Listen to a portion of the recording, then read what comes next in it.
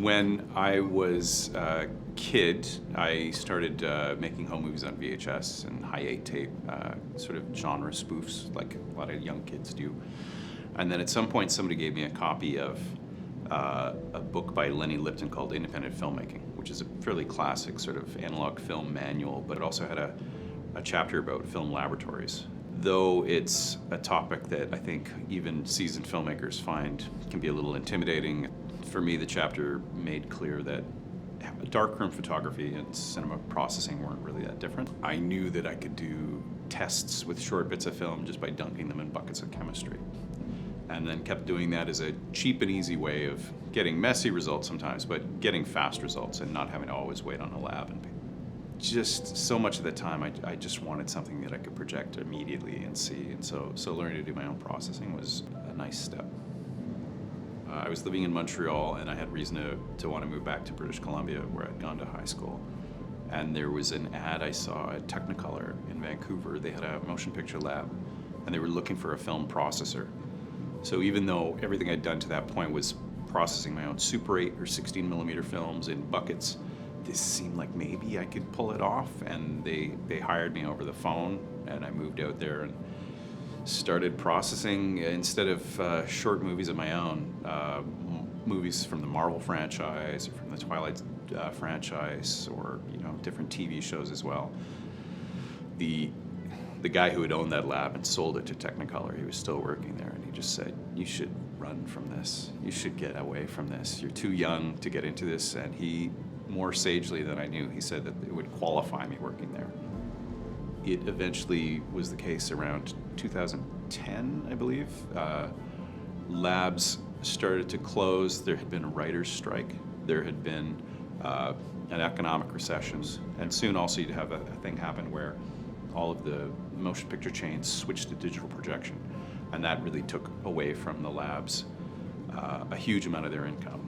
There's something about when I was working at those industrial labs that was funny, because I can remember quite a few things going wrong. Not small things either. Like, I think with a lot of jobs, if you flub, if you're a server and you drop a tray of drinks, you've got egg on your face, it's a little embarrassing. If you misfile something, it could have some serious consequences. But at this job, you could screw up somebody's negatives, and all of the effort that they put into that day's shoot is gone.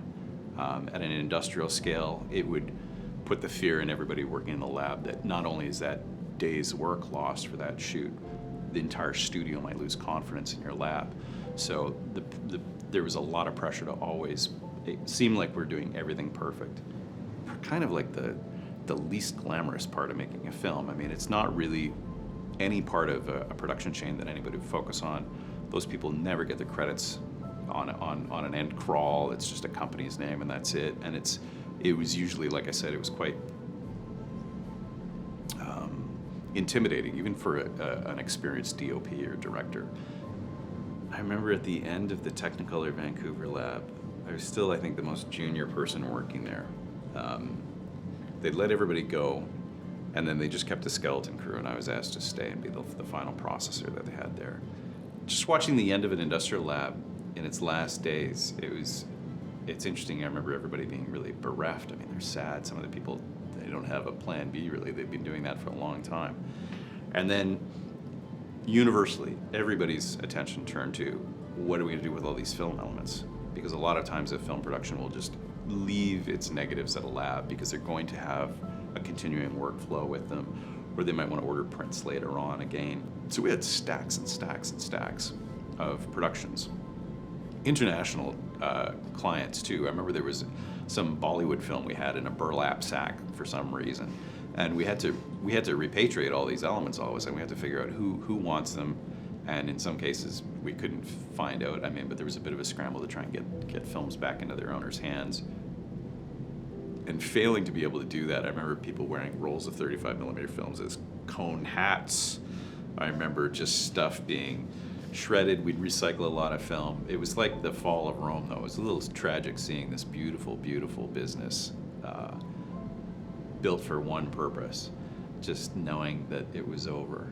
Yeah, I remember moving to the Technicolor Toronto lab with a bunch of optimistic people, good people working at this lab, and they knew that the end would come, but because I'd just seen the end, I was like, I'm not gonna really get too invested in this. I know that this is gonna be short-lived too.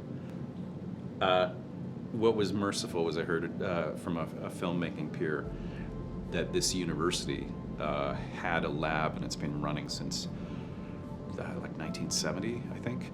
So when I came and I met the person running the lab at that point, it was very exciting because it was a very beautiful little lab. I could see what its issues would be.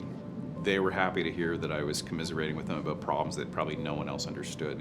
It was an easy thing to feel at home here and just see what happened. And so it was really nice to get the job because it's great. When I started this position, I know it still felt like it was maybe uncertain what the future of film would be. Kodak had gone through bankruptcy a few years earlier, and what I run into a lot from maybe people that have worked in the industry, and they've seen how much analog cinematography has dropped off for various good reasons. There was something that I've done here of trying to just keep enthusiastic for anybody that's interested in shooting on film, and at the same time also broadening the capabilities of what the lab can do. We got a much better digitization option for anybody that's shooting on film, and then we transfer their negative to cut digitally, which is the contemporary way of working with film for the most part. We've quadrupled the formats that the school can work with in that regard, from just 16 millimeter, which it was for over 50 years, to now we can at least do transfers of 35 millimeter, 8 millimeter, Super 8, and consequently that's been an asset for not just an expanded student base too there, but we also now have a film graduate program in film preservation. I believe that's pretty unique. I think we're the only campus-based lab in Canada, and I think we're the only film preservation grad program. But here, it's amazing. The lack of corporate pressure to be making more and more money year over year, it doesn't exist quite the same. The school still seems to value just how great is the interest from the students and from the faculty, and that seems to have been rebuilding from a low point maybe, and so it's heartening.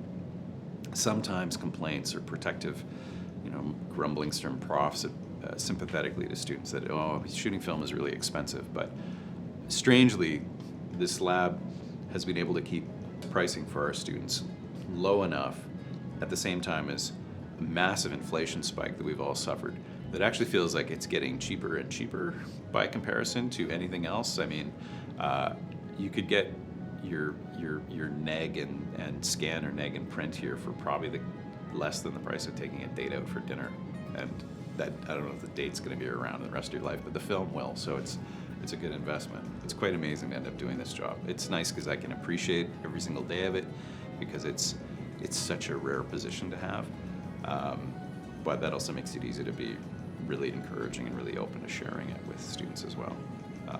It feels like it's not mine. It feels like it's just a privilege. It's great.